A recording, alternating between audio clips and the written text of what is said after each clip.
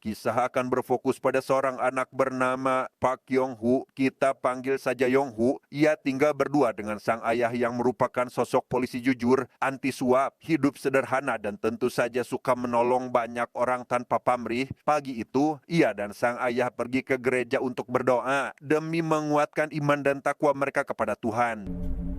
하지만 어떠한 상황이라도 Selesai berdoa, Yong-hu dan ayahnya tidak langsung pulang ke rumah melainkan duduk sejenak mendengarkan khutbah dari seorang pastor muda. Isi dari khutbah tersebut, jemaat harus senantiasa ingat terhadap Tuhan dan selalu memanjatkan doa dengan tulus supaya keinginannya bisa terwujud. Karena sesulit apapun keadaannya, Tuhan pasti akan menolong hambanya yang beriman. 우리의 진심을 들어주실 겁니다. Mendengar hal itu, Yong-hu lekas bertanya pada sang ayah mengenai alasan kenapa ibunya meninggal saat melahirkan. Padahal sang ayah merupakan sosok jemaat taat dan senantiasa berdoa pada Tuhan. Si ayah menjelaskan bahwa dirinya dulu memang mendoakan keselamatan ibunya, tapi Tuhan justru mengabulkan doa sang ibu yang mengharapkan Yong-hu agar bisa lahir dengan selamat.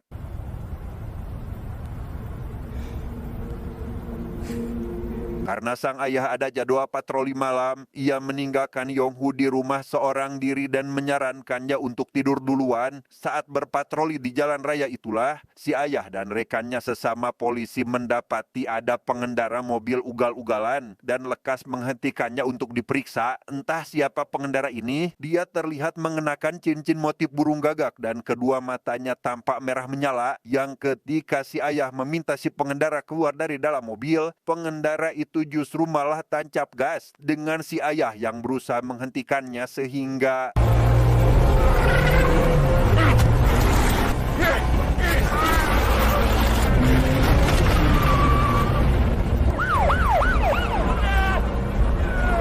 mendapat kabar bahwa ayahnya dilarikan ke rumah sakit. Yong-hu dan sang nenek tentu merasa terpukul saat melihat kondisi ayahnya yang saat ini memprihatinkan. Yang karena Yong-hu tak ingin kehilangan sang ayah, ia langsung pergi ke gereja berharap Tuhan dapat menyembuhkan ayahnya. Sambil berkaca-kaca, ia juga menceritakan kondisi ayahnya sekarang pada si pastor muda dan bertanya, apakah Tuhan akan mengabulkan doanya? Sehingga demi menenangkan Yong-hu, pastor pun meyakinkan bahwa doa seorang hamba pasti akan dikabulkan oleh Tuhan. 주님이 꼭 들어주실 거야. 같이 기도할까? Tepat pada jam 4:15 dini hari, si ayah menghembuskan nafas terakhirnya di rumah sakit dan mendatangi Yong-hu dalam mimpi untuk menyampaikan pesan-pesan terakhirnya. Ia meminta Yong-hu agar berbakti pada sang nenek dan jadi teladan yang baik dan bermanfaat bagi semua orang, karena mulai sekarang dia tidak bisa lagi menemaninya.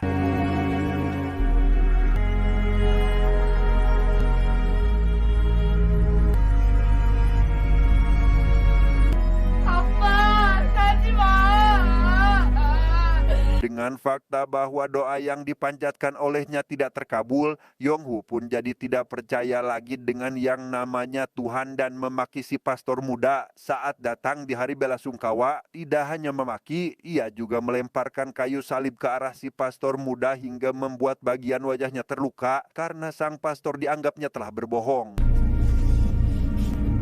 거짓말쟁이! 빨리 나가! 네가 여기 왜 와? 너 때문에 우리 아빠 죽었어! 거짓말쟁이! 나가! 빨리 나가! 20 tahun kemudian, Yong-hu kini berprofesi sebagai petarung MMA profesional dan sedang berada di Amerika untuk bertarung. Melihat tato salib pada bagian punggung lawan, ia seketika terdiam karena rupanya masih menyimpan trauma terhadap yang namanya agama. Namun hal itu justru membuat Yong-hu semakin bersemangat untuk menunjukkan bahwa dirinya tidak memerlukan Tuhan untuk dapat memenangkan pertarungan ini. Are you ready?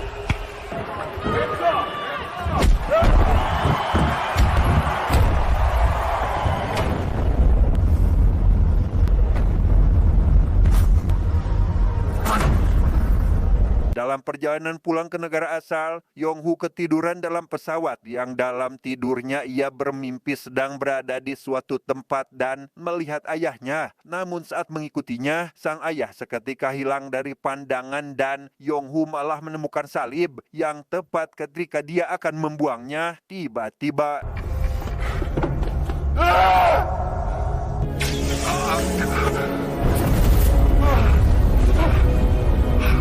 ya, api putih seketika membakar tangan kanan Yong-hu hingga membuatnya terbangun dari tidur. Entah apa arti dari mimpi barusan, ia mendapati telapak tangan kanannya terluka seolah baru terkena tusukan benda tajam.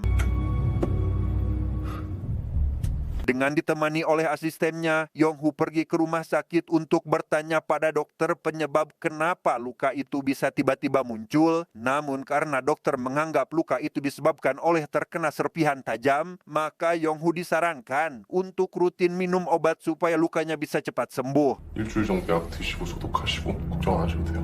Tepat di tengah malam saat Yong-hu sedang tertidur pulas, ada entitas hitam berniat menghabisinya. Entah kenapa hal itu bisa terjadi, lukanya seketika mengalami pendarahan. Disusul si entitas hitam yang langsung memilih pergi, seolah takut akan darah tersebut.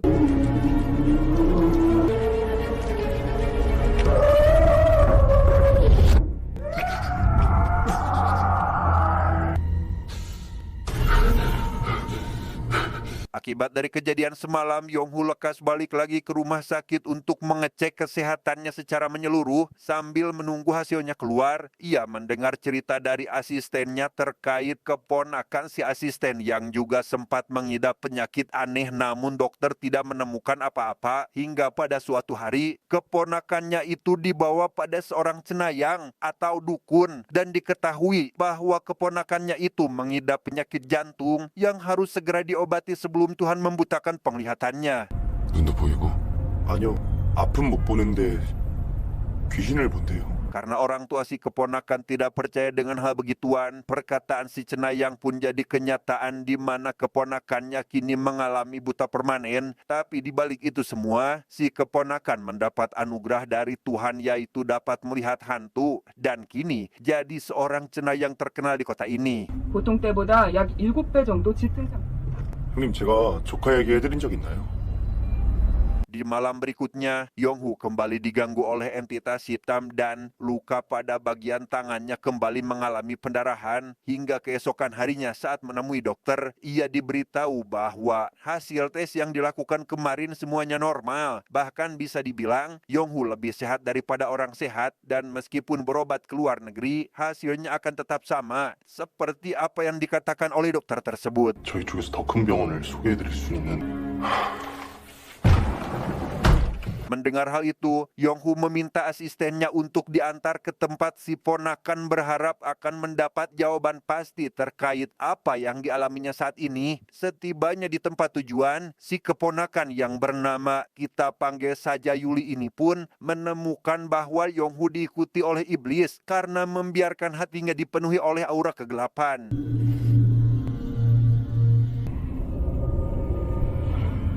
Contoh kecilnya, Yong-hu sering mendengar suaranya sendiri yang mana itu adalah bisikan iblis yang berusaha menyesatkannya. Melihat cincinnya bercahaya bekas peninggalan sang ayah, Yuli menambahkan jika cincin itu menyimpan banyak energi positif karena ayah Yong-hu selalu berbuat kebaikan semasa hidupnya. 네 애비 이승 사람 아니지? 어떻게 죽었어? Setelah Yong-hu menunjukkan luka pada bagian tangan kanannya, ia diminta untuk pergi ke sebuah gereja tua karena di sana akan ada seseorang yang dapat menolongnya. Tapi sesampainya di lokasi tujuan, ada puluhan gagak seolah melarang Yong-hu masuk ke tempat itu yang membuatnya lekas masuk lagi ke dalam mobil.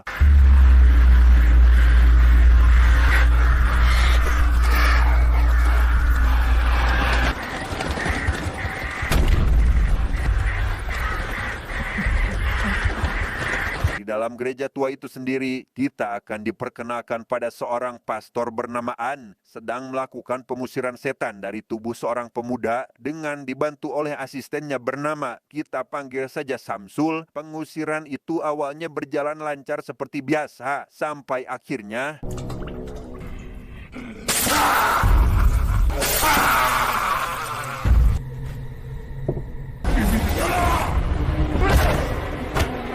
Ya, iblis yang merasuki tubuh si pemuda seketika berontak dan menyerang Pastor An. Pada situasi seperti ini, Samsul dijadikan sasaran empuk oleh iblis tersebut karena mengetahui jika imannya belum kuat. Dan tepat setelah Samsul melarikan diri akibat ketakutan, iblis itu pun kembali menyerang Pastor An berniat menghabisinya, tetapi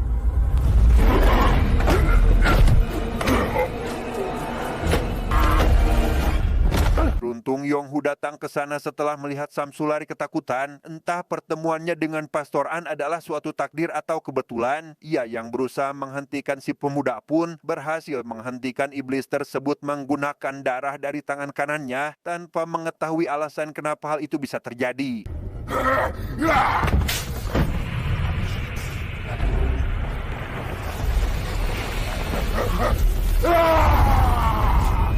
Setelah iblis dipastikan keluar dari tubuh si pemuda, Pastor An yang melihat tangan kanan Yonghu lekas memberitahunya bahwa luka itu persis seperti yang dimiliki oleh Yesus saat disalib dan merupakan suatu anugerah untuk orang yang beriman. Padahal Yonghu sendiri mengaku jika dirinya sama sekali tidak percaya dengan yang namanya Tuhan. 그걸 성은이라고 불러요. 이게 왜 생기냐고! Di tengah pembicaraan tersebut, Yonghu kembali mendapat bisikan dari iblis yang kali ini menghasutnya agar menghabisi Pastor. Melihat Yonghu kesakitan, Pastor An lekas mendoakannya supaya tidak diganggu oleh iblis dan izin mampir ke rumah untuk memastikan penyebabnya.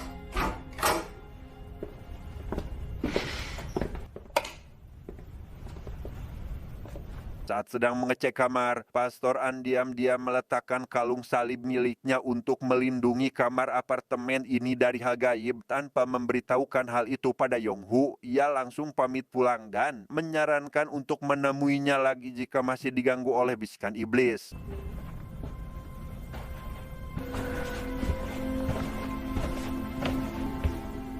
괜찮아? Saat terbangun di pagi hari, Yonghu kali ini mendapati tubuhnya terasa ringan, bahkan tangannya tidak lagi mengalami pendarahan. Melihat ada kalung salib yang semalam disimpan oleh Pastor, ia pun sempat akan membuangnya, namun tidak jadi dilakukan dan memilih untuk mengembalikan kalung tersebut.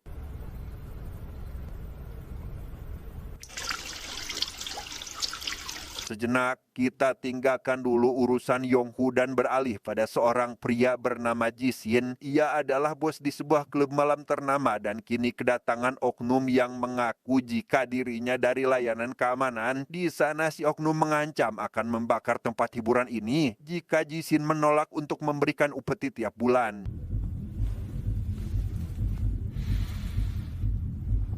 Mendengar hal itu, Jisin meminta si oknum untuk mencatat nomor rekeningnya dan lekas melukai dampak tangannya sendiri menggunakan cincin motif gagak. Dengan darahnya itu, ia membuat simbol ular sambil melafalkan mantra yang tujuannya agar dia dapat mengetahui segala sesuatu tentang si oknum ini. 동업하신 대환영 있잖아요.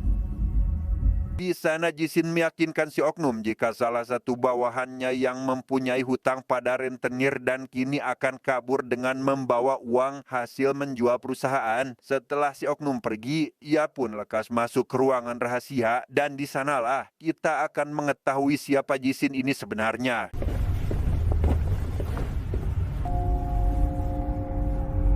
Ya, Jisin merupakan sosok pendeta hitam yang menganut ajaran iblis sekaligus pelaku atas banyaknya warga yang akhir-akhir ini dirasuki iblis. Menggunakan kartu nama milik si oknum, ia kali ini berniat menjadikan si oknum sebagai tumbal untuk sebagai persembahan demi memperkuat ilmu hitam yang dimilikinya.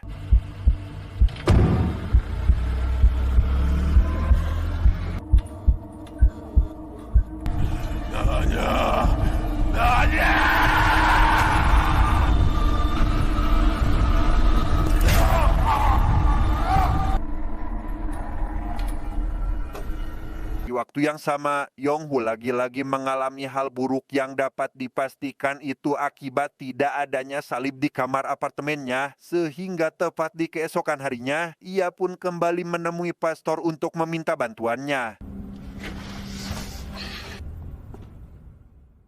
Di sana Yonghu diberi semacam kantong kecil oleh pastor yang katanya berguna untuk menguatkan iman. Namun karena dirinya tidak percaya pada yang namanya Tuhan, pastor yang baru mengetahui alasannya pun menjelaskan bahwa kehilangan sosok yang dicintai memang terasa menyakitkan, tapi itu sudah menjadi takdir dari Sang Maha Kuasa karena setiap makhluk hidup sudah pasti akan mengalami yang namanya kematian. 주님의 뜻도 이해하는 게 아니라 믿는 거다. Sebagai balas budi, Yongsu lekas mengantar pastor ke lokasi tujuannya karena hari ini kebetulan ada pasien kesurupan yang akan dia obati. Dalam perjalanan, ia bertanya pada pastor An kenapa Samsul tidak ikut dengannya padahal pengusiran biasanya dilakukan oleh 2 orang. Tanpa memberitahu terkait Samsul yang telah mengundurkan diri, pastor An meyakinkan bahwa dirinya sendiri dapat menangani masalah ini.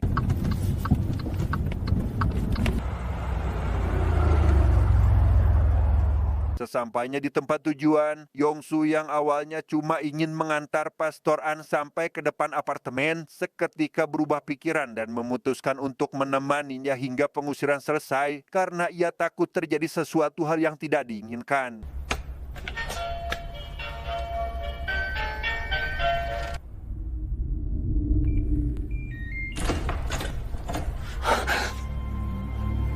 Setelah ibu pasien menunjukkan kamar anak gadisnya, pastor An sekilas melihat bayangan si gadis berlarian dari celah pintu dan lekas menggambar pola salib menggunakan arang dari pohon zaitun bukan tanpa alasan. Hal itu berguna supaya iblis lain tidak mengganggu proses pengusirannya.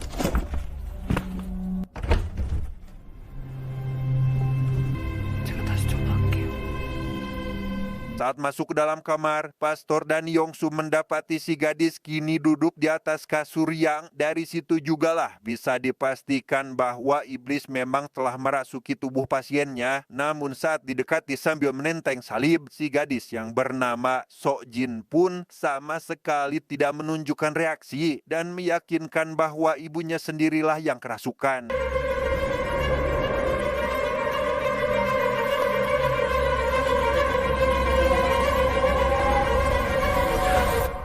Sebelum melanjutkan pengusiran, pastor An lekas keluar dari kamar dan meyakinkan Yongsu bahwa iblis satu ini tampaknya sudah menguasai tubuh Sojin dan akan sulit untuk mengeluarkannya, sehingga tugas Yongsu adalah menahan tubuh Sojin agar tidak berontak karena ia akan memaksa iblis untuk menunjukkan jati dirinya.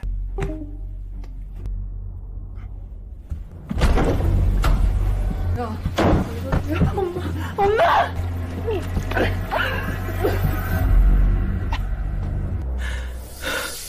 Dan ya, setelah pastor memaksa Sujin untuk meminum air suci, iblis akhirnya bereaksi ditandai dengan Sujin yang muntah angin lencak dan 데우스 젤리, 데우스 반.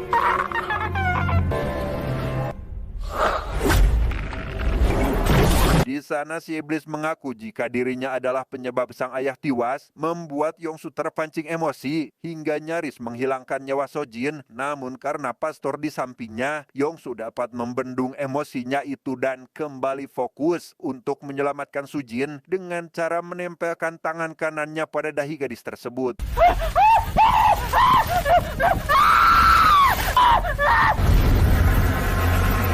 Di waktu yang sama, si Jin selaku dalang di balik semua ini pun menyadari apa yang sedang dilakukan oleh pastor An sehingga ia lekas melakukan ritual untuk menghabisi Sojin dengan cara mengirimkan santet, tetapi Crux sacris, milux, non dracosi, paderetus satana, nunca suade, mi beruntung pastor masih ada di sana sehingga ia dapat menangkal santet tersebut, dan karena Sojin dipastikan sudah aman, ia lekas pamit kepada ibu Sojin namun tidak langsung pulang ke rumah, melainkan mampir ke apartemen Yongsu terlebih dahulu.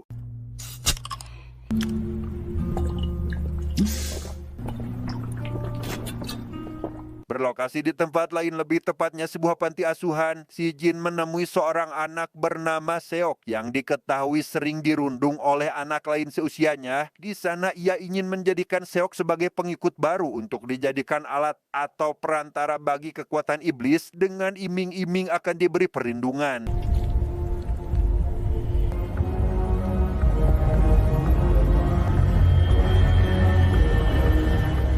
Selesai dari sana, si Jin menemui Yongsu di parkiran apartemen dengan mengaku sebagai Samsul bukan tanpa alasan. Ia ingin menjauhkan Yongsu dari Pastor An karena mengetahui jika pria ini memiliki keistimewaan dengan mengatakan Pastor An sebenarnya adalah pengikut sekte sesat dan luka pada bagian dampal tangan adalah bukti jika Yongsu akan dijadikan sebagai tumbal persembahan. 영씨 손에 상처 있으시죠?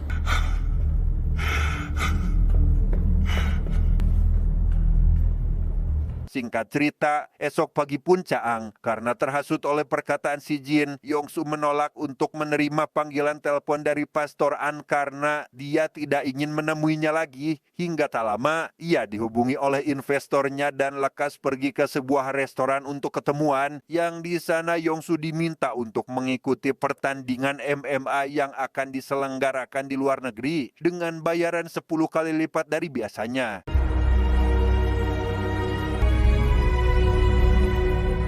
Tanpa mengetahui jika ini masih bagian dari rencana si Jin, Yongsu sempat akan menerima tawaran tersebut namun berubah pikiran setelah melihat gelang salib milik pelayan restoran. Saat akan pergi, ia mendapati telepon dari Pastor An, namun yang berbicara adalah seorang biarawati dari panti asuhan memintanya untuk segera datang karena rupanya pastor sedang ada di sana untuk mengeluarkan iblis dari tubuh Seok. I mari ventice tempestativus imperabit. Sementara Yongsu masih dalam perjalanan, kita akan melihat Pastor An dan salah seorang biarawati kini berjuang mati-matian hanya demi menyelamatkan Seok. Dikira pengusiran selesai karena sudah mengetahui nama iblis yang merasukinya. Hal itu percuma saja, karena iblis yang bersemayam dalam tubuh Seok ada sekitar 400 lebih. Sampai akhirnya ya, Yongsu tiba di sana tepat waktu dan berhasil mengeluarkan iblis dari tubuh Seok. Setelah mengetahui awal mula kenapa hal seperti ini bisa terjadi, ia dan pastor yang hendak pulang pun dihadang oleh semua penghuni panti yang ingin berterima kasih. Dan disinilah Yongsu untuk pertama kalinya merasakan apa itu yang namanya kebahagiaan. 가서 안아드려.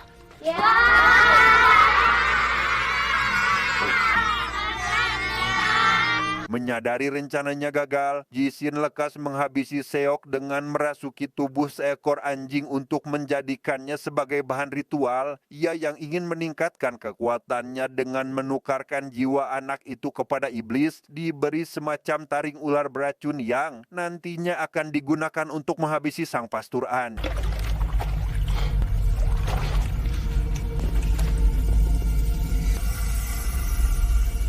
Kabar kematian Seok pun sampai ke telinga Pastor An sehingga ia dan Yongsu langsung pergi ke rumah sakit untuk mendoakannya. Di waktu yang sama, si Jin akhirnya menampakkan diri yang mana tujuannya adalah untuk menarik perhatian Yongsu dan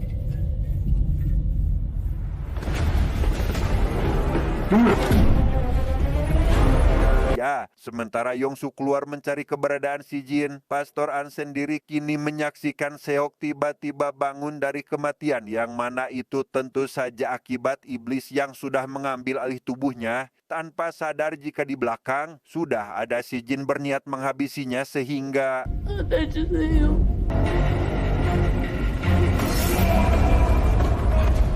mendengar suara teriakan, Yongsu dengan cepat kembali lagi ke ruangan mayat dan melihat pastor telah dalam kondisi terdesak. Demi menyelamatkannya, ia pun sempat akan menuruti keinginan si Jin yaitu jadi pengikut sekte aliran sesat. Namun tidak jadi dilakukan karena pastor membiarkan taring beracun itu menusuk bagian tubuhnya.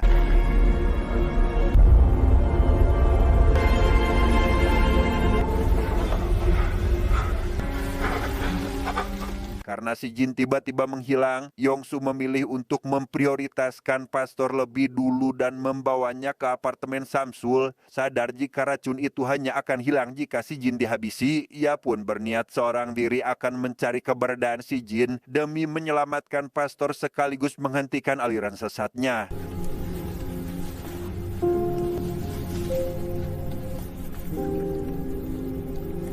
Saat akan pergi itulah, Yongsu diberi sebuah bingkisan oleh Samsul berisi pakaian khas uskup yang katanya sudah diberkati dan dapat membantu Yongsu untuk menghadapi ilmu hitam. Tanpa banyak pikir, ia pun segera mengenakan baju tersebut dan menemui Sojin untuk menggali informasi terkait keberadaan si Jin, dan di sanalah ia mendapatkan kartu nama klub milik pria tersebut.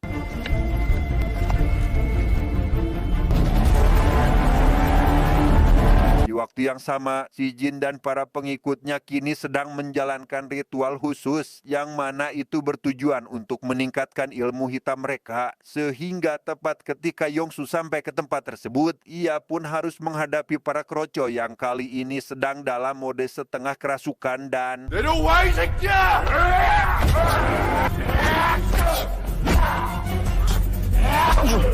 Karena kemampuan bela diri yang dimilikinya tidak bisa dianggap remeh, Yongsu bisa dengan mudah mengalahkan mereka apalagi setelah menyiram dampal tangan kanannya menggunakan air suci. Sedangkan Jishin sendiri kini mendapat petunjuk dari iblis yaitu harus menusukkan taring beracunnya tepat mengenai bagian jantungnya jika ingin diberi kekuatan yang jauh lebih besar.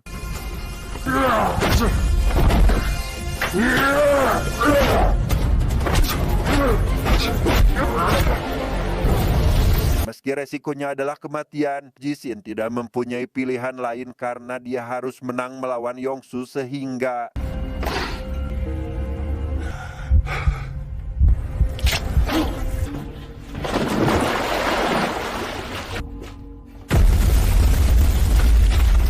Ya, saat merangkak keluar dari dalam air, tubuh si Jin sudah tidak seperti manusia lagi karena telah menjalin kontrak dengan iblis ular. Dengan tubuh barunya itu, si Jin tentu tidak dapat dikalahkan dengan mudah apalagi hanya dengan bermodalkan cincin salib dan...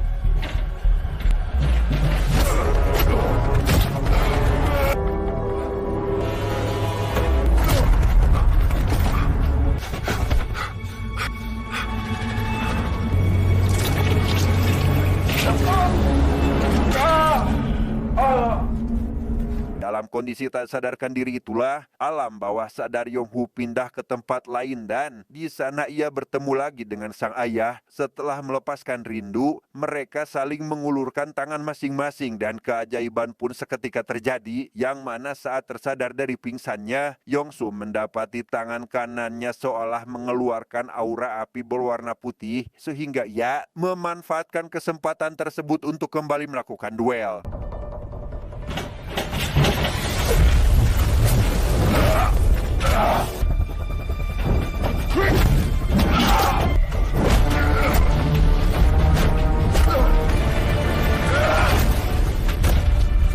Setelah membalikan keadaan, Yongsu lekas mengenakan cincin salib pemberian pastur untuk menambahkan damage pukulannya dan...